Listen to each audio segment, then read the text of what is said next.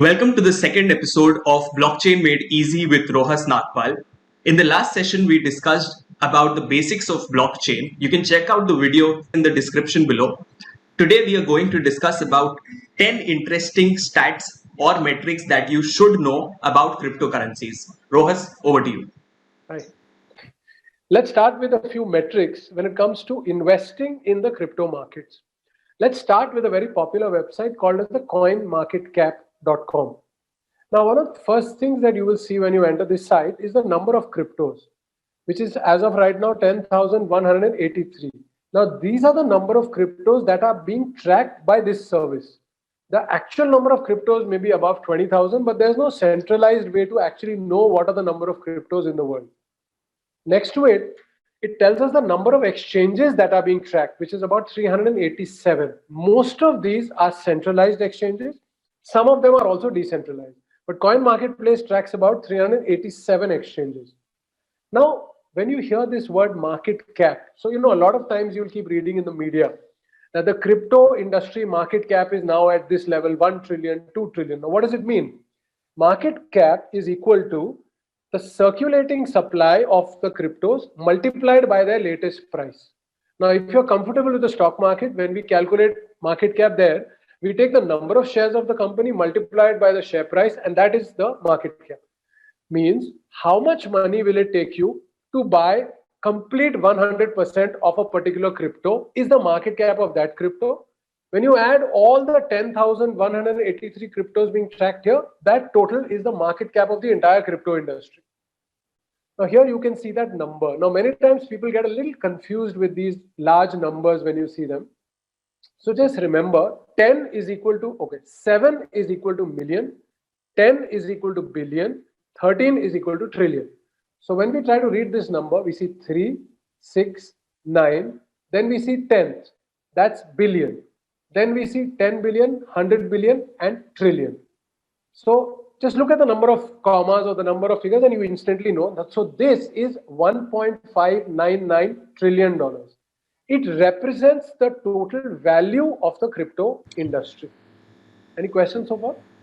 And I think the Indian Stock Exchange, Bombay Stock Exchange market cap combined is around $2 trillion. Awesome. So crypto was 2 trillion a few days ago. I'm hoping it comes back to that. Yeah, crypto is quite a large industry in itself. Wow. Ross, I had one question. When you say exchanges are both centralized and decentralized, if you could give us a overview of how a decentralized exchange works. Sure. So a decentralized exchange, as an example, I could say StellarX, is where normal buyers and sellers like you and me can buy and sell cryptos directly. It is sort of very similar to a peer-to-peer market, although that's a different concept. A decentralized exchange does not suffer from the problems of centralization. I hope that's clear. And maybe later in another round, we could actually look at some of the popular decentralized exchanges. StellarX is a good example. Anyone could try that out. Got it. Clear. The next number that we see is called the volume. Now, 24-hour volume means in the last 24 hours. Now, in crypto industry, this is the world's only financial market which runs 24/7 by 365. So your stock markets and others have regular chutti, holiday timings. Crypto industry has no timings. So when I say 24 hours, it is from this minute. If you go back exactly 24 hours, what was the volume of trading that took place in the crypto market?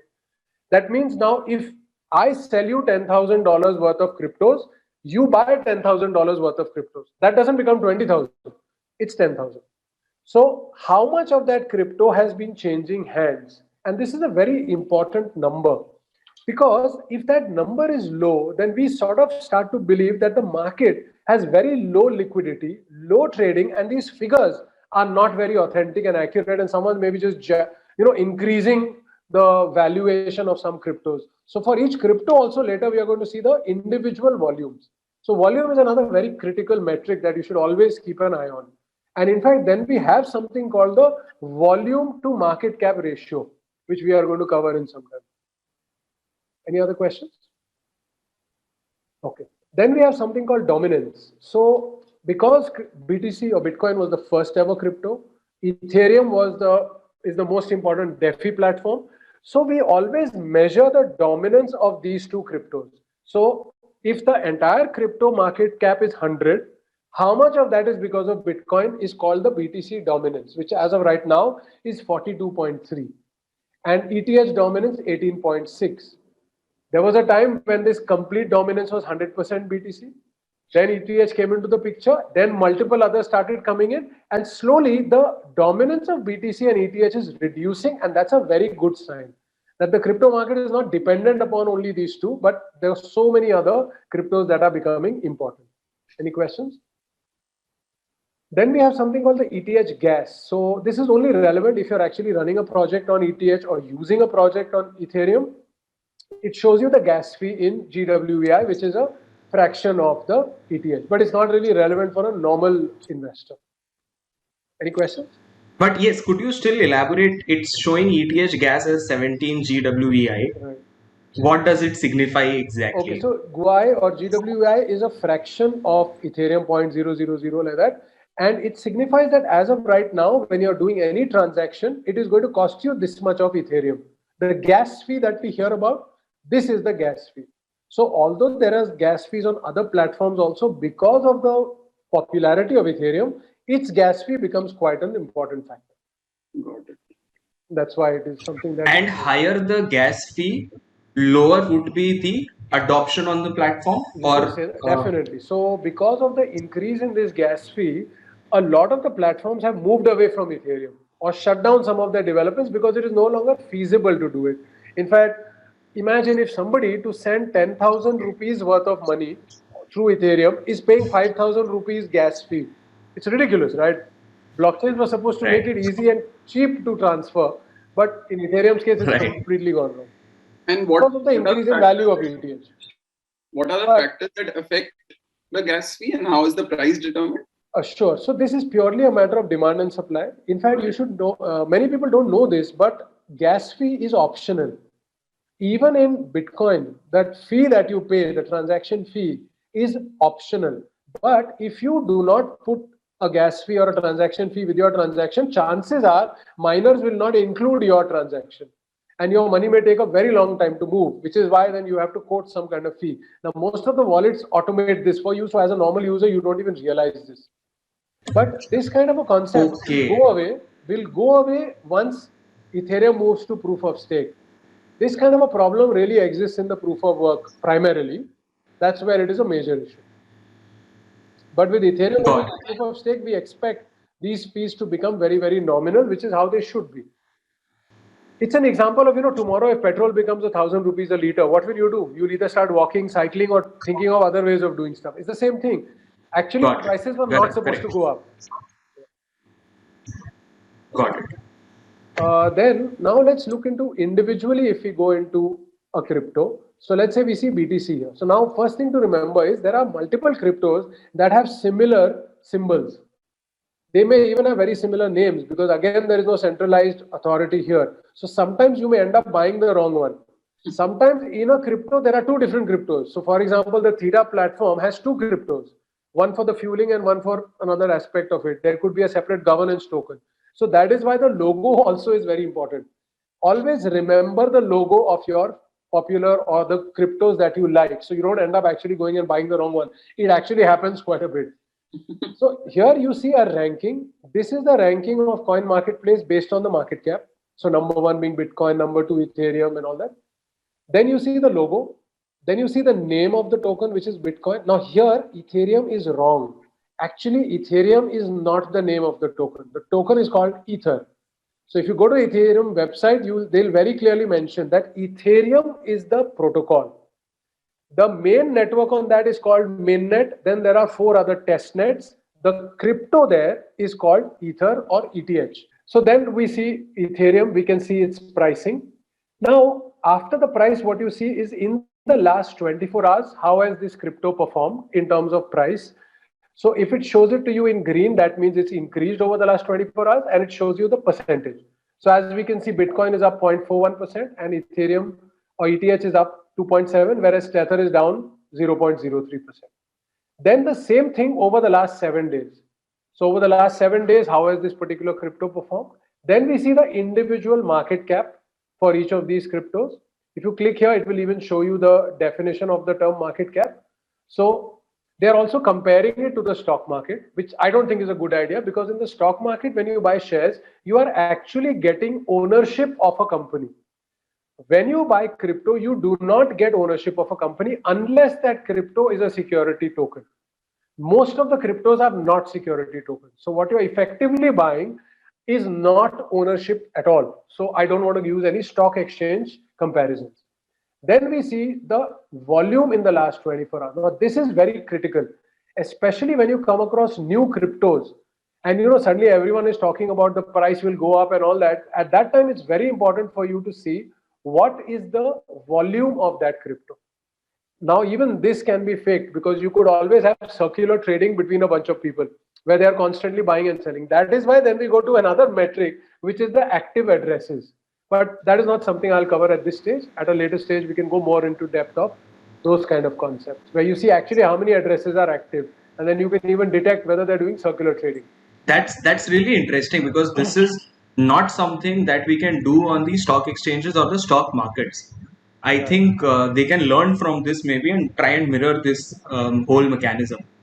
So in the stock markets, usually the regulators would be able to do this, where they would be able to see exactly who's doing what. But yeah, in the crypto industry, it's completely transparent, because blockchains are there for every public. The blockchain explorers are there, so they will help you to get this information very easily. Now, this volume that you see here is usually represented in dollars, but you can always change. So on top here, there's a feature, you can change this into any currency. So even in INR, you can start to look at it.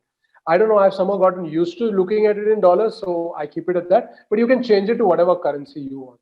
And then we see the circulating supply. Now, this is a very, very critical concept to understand. Now, circulating supply, when we look at, it represents the amount of coins that are circulating in the market and are in public hands. Now, that's a very critical difference. Many cryptos have had what we call as the ICO, IEO, IDO, some kind of an offering, after which the crypto started. So at that time, a lot of this crypto could be locked in by the promoters, by some of the initial investors, maybe some which were given in airdrops. So this circulating supply represents how much of that crypto is free flowing in the market and not tied up yet. Is this part clear? Any questions? Okay. And then here you see the graph about how the prices have been moving about that particular crypto in the last 7 days. Now let's go deeper into Bitcoin. Now, when we go deeper in, we see, I'll skip this top row because we've already discussed it. Now, let's look at it. Now, the first thing it shows is on how many watch lists is this particular crypto. That's another very good indicator about how many people are actively following this particular crypto. And crypto is a very social media motivated industry. And that is why this is an important figure to know that, okay, you know what, are a large number of people actually interested in this crypto? So that it shows up to us here. Now, if I was to click here on the star button, my watch, I would also get added to the watch list. So that is why we look at this. Then from here, we can see links to the official website, to the blockchain explorer, there could be multiple, to the various community forums, the source code, as well as the white paper of this crypto. So all cryptos will have either a light, LIGHT, white, WHITE, or yellow paper. So a link to that will also be provided. Here we see the price. We see over the last 24 hours how it's been moving. Then we can see here, we can see the 24-hour high low, 1 month high low, or 1 year high low. So we click on it and we can see that over the last 1 year, what was the lowest price and the highest price. So for those people who say that Bitcoin has fallen, well, not really. A year ago, it was less than $9,000. Today, it is 36,000. So even after this so-called crash, it is 4x of what it was. So this we can see for even a month. So these are the various options here. This is the high low. Then let's scroll down a little bit. The tags we'll ignore for now. Yeah. Now we see the market cap, which I explained to you, circulating supply into the price, fully diluted market cap. This means when all 100% of that crypto becomes available in the market, then at the current price, what would be the market cap? So as we all know that Bitcoin is generated at a fixed rate. Every few minutes a new block is created, and when Bitcoin started, every few minutes, which is approximately 10, we used to see that 50 new Bitcoins come in. After 4 years, it became 25. After 4 years, 12 and a half. Now it is 6.25, and this number will keep becoming half till the year 2140 AD, when that number becomes zero and no new Bitcoin will come, and the total number of Bitcoins will be 21 million.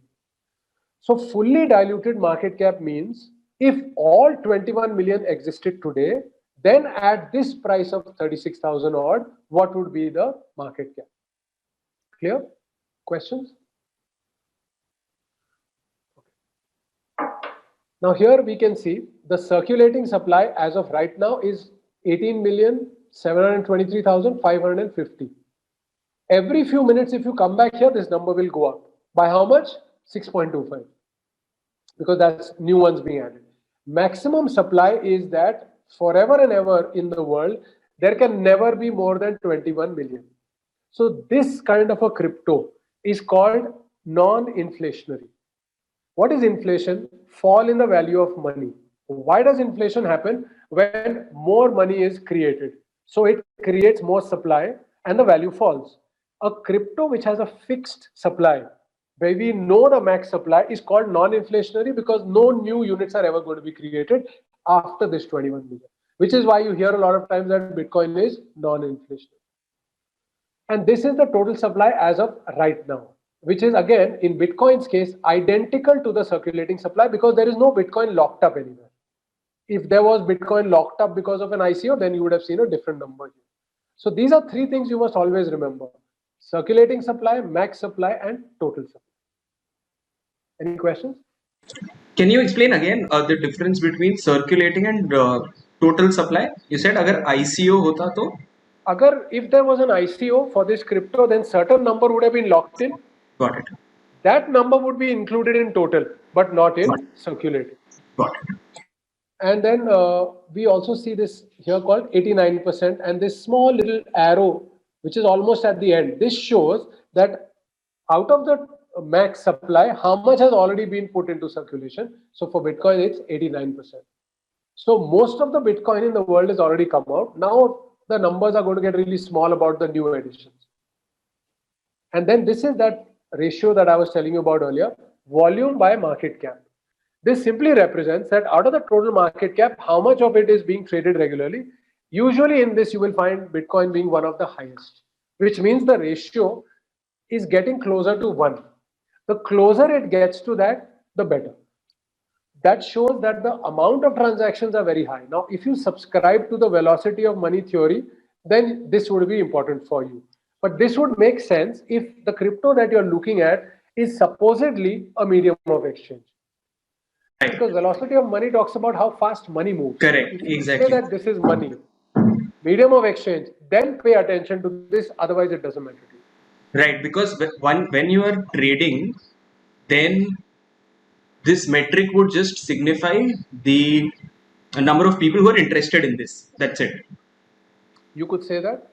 So actually, no, let's put it another way. It is okay, let's say that a particular crypto is being used as a medium of exchange. So in fact, let's take another example then. So here you can just click on the search button and look for another crypto. You can just enter in their symbol. So let's take an example of Litecoin. That's like my all-time favorite when it comes to medium of exchange. So when we look at it, do you see the volume to market ratio is 0.26. How much was Bitcoin? 0.05. 0.05. Do you realize how small Bitcoin's ratio is when compared to this? So what I'm trying to say is Litecoin is actually a very popular medium of exchange. And the proof is the fact that its volume to market ratio is that high. It's like you could say 27% of its market cap is being traded on a regular basis. That's how popular it is as a medium of exchange. In Bitcoin's case, that number was 0.05, which is like tiny in comparison to that, which is why we say that Bitcoin is not a medium of exchange, it's a store of value. This is something I'll cover in detail later when we come to the valuation methods. So at that time, we'll get back into what this means. I have a few questions. Right. When given 26% of the market cap is being transacted on a regular basis, what type of transactions are these? I'm very curious. And also, are these specific countries where this is being transacted in a very large volume? Okay, that's a very good question. So Litecoin is actually very, very popular as a medium of exchange across the board. So there are today many sites like e-commerce websites, or there are even payment platforms like the coinpayment.net, which allow businesses, no matter what they are selling, to accept payment in cryptos. So all those kind of e-commerce as well as these kind of merchants, they are using Litecoin. Personally, that's my favorite also. So Litecoin is actually a Bitcoin fork. It is Bitcoin multiplied by 4. So if Bitcoin is 21 million, Litecoin is 84 million. Everything that Bitcoin has, Litecoin is just multiplied or divided by 4. And it's a very mature platform. Price is not so volatile. And there are lots of very good apps available for it. And that's why it is a very popular medium of exchange in the crypto world. Then there are also other such things like Monero, which are called as the privacy coins or Zcash. These are usually used for illegal purposes. I'm not saying that it's only for illegal, but those are privacy coins. So it's impossible to find out the trail of payment. So it is for people who are really concerned about privacy as well as for people who do illegal stuff. So there was a time Bitcoin was used for illegal payments. Today, privacy coins are actually used and not really Bitcoin so much. And what are your opinions on these being potentially banned by all major governments? And are these coins where people should even think of investing given the risk of these being banned? So that's a very good question you asked about banning. Actually, I wouldn't really blame the governments if they do ban a lot of the cryptos, because let's be fair, it is the government's job to reduce the misuse by terrorists and organized criminals, as well as tax evasion. So yes, there are many kind of cryptos that are being used as a medium of exchange for illegal purposes, and yes, they probably should be banned because it is next to impossible to regulate those. So here, as you saw, it was 0.05. And then if you scroll down, you will be able to see maybe the graphs and other things. My internet's a little slow today, but you can always have a look at those graphs. And there's a lot of information, where you can buy this particular crypto, which are the exchanges. Maybe you can even understand a little bit about each crypto. They've mentioned what that particular crypto does. So that's another useful information. But as far as we were concerned, this is more or less all the important figures. There's just a couple more I'd like to talk about. One is what we call as the all-time high, which means what is the maximum price that this crypto has ever achieved in the past. And second is all-time low. What is the lowest price it has ever had in the past? And finally, there's a figure called ROI, that if you had purchased this crypto the first day which was launched, how much return would you have gotten if you were continuing to hold that particular crypto? So these are the different metrics that you need to keep in mind. So Rohas, whatever we discussed around was more around the technical side of things, right? Now, it would be interesting to see how you would value it from a fundamental perspective, maybe. Sure. Or trying to ascribe a value that these coins could attain. I think that visibility would be very interesting. Sure. So here I've developed a valuation method, which very conveniently is called the Rohas Cryptocurrency Valuator. So it looks at 5 things: ROHANS, revenue, organization, history, algorithm, and social parameters. So very conveniently, I made sure I got exactly those abbreviations so that I could give it that. Makes sense also. So now let me explain how it goes. So when you come to use this is freely available. It's on my website. Anybody can come. So first you enter the code of the crypto that you're creating this for. Now here I've explained that this valuator is meant only for cryptocurrency coins and tokens. It is not suitable for stable coins, central bank digital currencies, as well as rebase tokens, where the supply is adjusted in real time to maintain a stable value. So obviously this is not for valuing those. This is for valuing everything else. So the first thing that you look at is the overview and the projected impact of this. That what is this crypto supposed to do? Similarly, even if you look at a company or a startup, the first question you want to know is what is it going to do? What real world problem is it going to solve? So now we try to put an economic impact to it. That can we put a number to the market that this is addressing? Let's consider that we may cover a very small percentage of that market, but what is the size of that market? what is the projected economic impact in US dollars of this crypto. So I've given a couple of examples to explain this, that if a crypto aims to put an end to, so this is for BAT, who bot enabled ad fraud. Now that is estimated as a $1 billion per year industry. So then we would put in $1 billion here. So for people who get confused with the number of zeros, I've just mentioned what a trillion, billion and million is, and you could just paste that here. This part clear?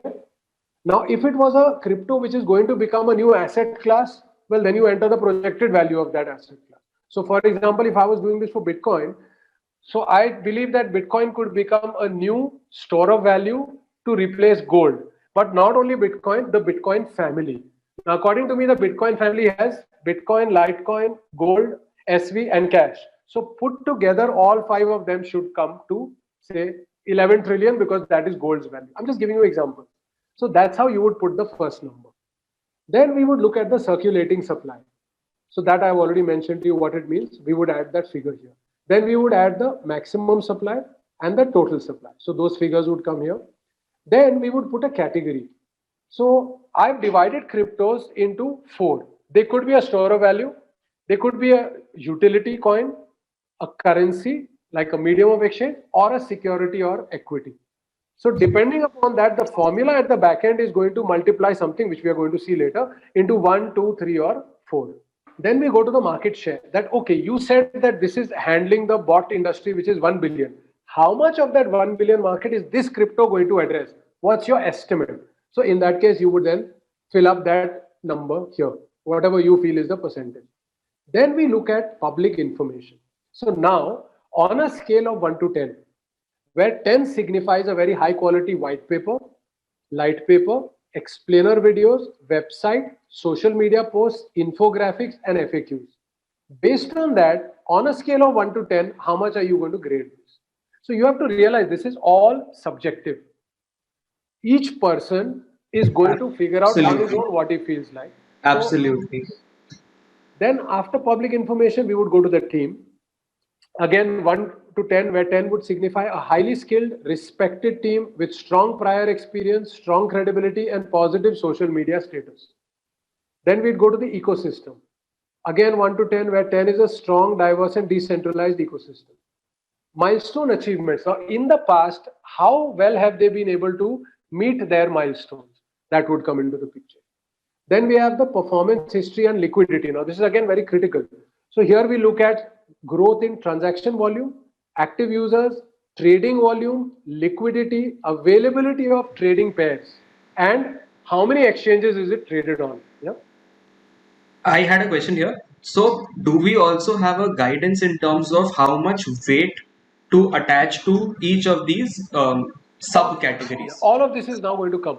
So very soon I'm going to show you how the formula works in the backend. Awesome. Then we All come of to these sub-factors could itself have their own equation. I'll show you the equation that I've made around it. Then we have the consensus mechanism.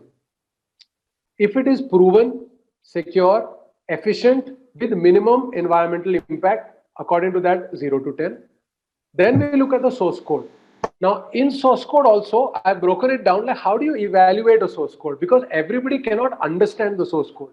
So factors to consider include third-party audits, pull requests, issues and their resolution, the number of stars. So all these are on GitHub, they're open source project, number of stars there, quantity and quality of commits, forks and documentation. You need not understand the programming language at all, but these are things that you can see. Wow. And that again helps you to give it a 0 to 10 kind of a scoring. Then we go to the developer pool. Again, very, very critical. So what is the complexity of coding skills required? Current availability of talent, availability of learning resources, and ease of skill enhancement. So if your crypto requires huge amounts of knowledge, then makes it a bad thing here. So that would be the second last. And the final thing we look at is community and social engagement. So you would be at 10 if you have a large, vibrant, active, engaged, positive community with a fair share of fanatics. Now in the crypto world, fanatics are critical. And the success of Ethereum, Bitcoin shows that to us. So that again is something where you would give it that valuation. And I think this is something that even the stock market family, the regular traditional fundamental analysts could now start using, because social media has become a big thing there also. You see how GameStop and all incidents have happened where social media is being used as a very, very important tool. I think this is a good roadmap for them too. It is.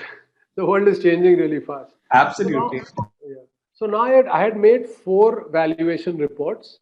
So I've made it so far for Algorand, Bitcoin, Cardano, and credits. So now this was done on 26th March, and I'll show you how it works. So let's take an example of Bitcoin. So the report looks like this, where it says this is the result of the valuation. So according to the valuation, one Bitcoin is worth $413,824.9 based on a circulating supply of that date of this much.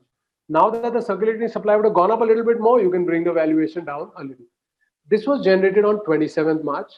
And of course, legal reasons, I need to read this out. So this is not financial advice. You should consider seeking independent legal, financial, taxation, or other advice to check how this information relates to your unique circumstances. Now let me take it right to the bottom. So this is how it works. So we do 4 calculations. First, we calculate something called the base, which is economic impact into market share into the category. You know, that multiplier we spoke about. The multiplier is then here calculated. So 7, 8, 9, 10, 11, 12, 13, 14, 15. We add them divided by 90 because there are 9 of them. So I'm giving all of them equal importance. Then we calculate the market cap, projected market cap based on base into multiplier. And then we finally calculate the value, which is market cap by circulating. So in Bitcoin's case, these are the figures that I had put in. So I said the economic impact was 11 trillion. Now, why do I say 11 trillion? Let's just quickly head back to the top here. So Bitcoin started off as an electronic payment system, but I believe it has grown into a store of value. I also believe that the Bitcoin family, which comprises BTC, BTG, BCA, and BSV, I've not put Litecoin here because Litecoin I consider as a medium of exchange. So it's not here as a store of value. I believe these 4 are store of value. Put together, they should be equal to gold, which is 11 trillion. And out of this 11 trillion, I believe Bitcoin should be 80%, Bitcoin Gold 1%, Bitcoin Cash 14%, and Bitcoin SV, Satoshi Vision 5%. So it's an 80-20 here, 80% of Bitcoin. And then I filled in all these other figures. So circulating supply, max, and total, that's purely available to us. Category, I put it as store of value. Market share, I estimated as 80% of this $11 trillion. Public information, amazing, 9 out of 10. Team, amazing, 9 out of 10. Ecosystem, 9. Milestone achievements, 8. Performance history, liquidity, 10 on 10. Consensus, bad because it's really bad for the environment, so it's a 6. Source code, again, very good, 9. Development pool, 9. Community engagement, there's absolutely no doubt that it's a 10. So based on all these calculations, this is how it finally gives you the value. Questions? Would love to know your thoughts on taking the 80% market share number and... Sure. So I'm a big believer in the Pareto principle, which says that in any industry, it's always the leader is 80%. So based on that, I said Bitcoin's 80%. The rest of the 20 would be these 4 Bitcoin folks. Although in many places, I do call Litecoin as part of the Bitcoin family, but not as a store of value. So we are going to come to my indexes where I will take Litecoin as part of the Bitcoin family, but not as a store of value. Got it. And are you also thinking of incorporating some factor of by when will this value be achieved, or some sort of time horizon to this? Well, according to me, this should be the price today. So if it is not, then I would say it's undervalued. So if we go back to this page so I've only done it for these 4, I'll do for more later. So I believe Algorand should be about 11, Bitcoin 413,000, Cardano 3.62, and credits 4.97. So if they're not at this price, then they're undervalued. If they are more than this, then they're overvalued. Are all of these currently, as per you, I am not aware of the price of the other 3. Because of the recent dip that we've seen, they've all gone below this. Got it.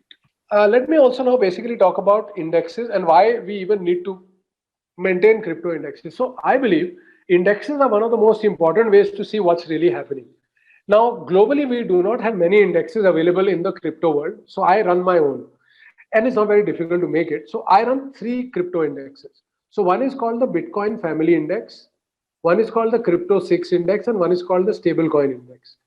Now these are market cap based, and of course I'll go a little deeper into each of them, but it gives me a sense of what is happening. So on any particular day, if you wake me up and say, is the market doing well or not, I would go straight here and look at it. So I can say that, okay, you know what, the Bitcoin family is still a little low. The Crypto 6 is okay, fine. It's at where it started a few days ago. And the stablecoin index is high, quite a lot higher. This actually signifies a lot of things. In fact, I want you to try to tell me, why are these important? What conclusions would you draw from a stablecoin index? I mean, think about it. Stable coins are just temporary measures. They're not supposed to be volatile. So why would we want to measure their index? What do you think? To assess how much maybe transaction volumes are increasing and there is speculation, how much speculation is there in the market, maybe. So the more the stablecoin index goes up, the more the money which has moved out from crypto into stablecoins, which means people are now not sure what to do, so they're parking in stablecoin. So this also gives you an idea about what we are likely to see or not. I mean, everyone can draw their own conclusions. And now let's just have a look at the Bitcoin family. So this, as of 1st June, 15:30. So it's updated every 60 minutes. And this is how it's been performing. So you can just see the graph. And then it mentions and explains what this is. So this covers these tokens, Bitcoin plus BCH, BSV, BTG, and LTC. The base date is Saturday, 22nd May at this time. And the base market cap was this. And then based on that, every 60 minutes, it calculates the latest market cap value, and based on that generates the index and then generates the graph also. And if you want all the data of the past for your research, you can just click download and it will download all that, and then it's in an Excel file, and then you can run your own analysis of it. Then we have these two. I'll just show you briefly what that is. In Crypto 6, I measure what I believe are the 6 most important cryptos. That's Cardano, Binance Coin, Bitcoin, Polkadot, Ether, and XRP. These are in alphabetical order of the symbol. So A, B, C. It's not in order of preference or anything. It's just in alphabetical order of the symbol. So these are the 6, and this is how they've been performing over the last few days. And then we have the stable coins. Now here we can see it covers 8 stable coins. So these are the most important 8 stable coins. So there's Binance Coin, DAI, HUSD, PAX, TrueUSD, USD Coin, Tether, and Terra. And then there are also a couple of graphs which you can have a look at about how these are performing in comparison to each other. So when we look at the 3 indexes, this is how they are moving relative to each other. And we also have the market cap graph, and this is the index graph. So how the index is performing and how the market cap is performing. This is also another very interesting thing. So in one glance, we can see how the market cap of the entire Crypto 6, the Bitcoin family, and the stable coins are performing.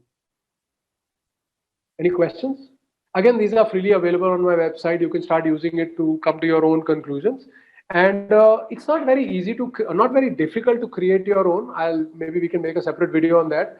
It just requires you to learn a very little bit of PHP programming, or you can just download the file that I can create for you. And then we just need to connect it to a data provider. So there are many such platforms in the world which for free or a nominal fee, they give you these APIs. Right. And you just pull them into your program and then it does your calculation. So my program pulls in every 60 minutes. Now I'm working on the Future Money Index, where I'm going to have not just cryptos, but also some stocks, top level stocks of the world, as well as some commodities and few other things. And all that should now be in one index, which I would be calling as the Future Money Index. That would be interesting. And I think right now, if it is at a 60 minutes lag, for a trader, it would make sense if the lag is reduced, right? For a hyper trader. Right. And I think, yeah, that is where people could look to work at, whoever is trying to create their own index or something. So what they would do is, in that case, when you sign up for these APIs, there are different packages available. So if you take a more expensive paid package, you will be able to Right. get like per minute, per 30 seconds kind of updates also. Correct. In my case, this is for research. So I don't really, 1 hour is more than enough for me. I'm not a trader at all. I'm actually a developer who works in the blockchain industry. So for me, most of these cryptos are fuel. Like if I do business and I use Litecoin as a medium of exchange, I'm not trading in Litecoin. It's my medium of exchange. Right. So my perspective is obviously going to be different from that of a regular trader. Absolutely. And I think whoever is looking at this space for the next 5 years, 10 years, or the future of blockchain as well as crypto, I think for them, all of these models make a lot of sense, right? In terms of understanding कि आगे जाके कौन से cryptos and all चलने वाले हैं या blockchain भी कैसे evolve हो रहा है. And the best thing that I liked about the index, the valuation as well, was that it was centered around the use case. It is not random. It's not based on some trading statistical model like a Black-Scholes model is, but it's around the use case of it, which is actually the fundamental to all of these projects that are coming up. And that's how we do it in the stock markets too. We look at the company. What is the company doing at the end of the day, right? What is the management like? What are the employees like? Quality of management. And here also we are doing similar things. Super interesting. Thanks for this amazing session, Rohas. And we'll connect back again in the next episode with some more very, very interesting stuff around blockchains and the application of blockchains, not just in the crypto space, but in other industries too. So stay tuned and have a good day. Okay, bye-bye. Bye-bye.